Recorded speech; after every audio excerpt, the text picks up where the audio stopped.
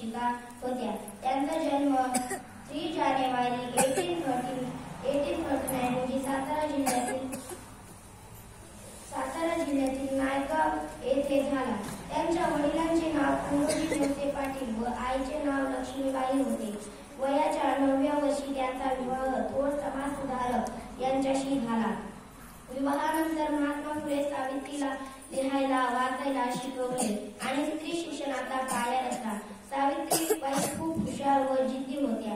त्यांचा मृत्यू 10 मार्च 1897 रोजी त्यांनी अखेरचा श्वास घेतला. खरंच सावित्रीबाई ह्या थोर समाजसेविका होत्या. अशा या महान ज्ञानज्योती महान सावित्रीबाईंना माझे खरंच कोटी कोटी प्रणाम. जय हिंद, जय महाराष्ट्र.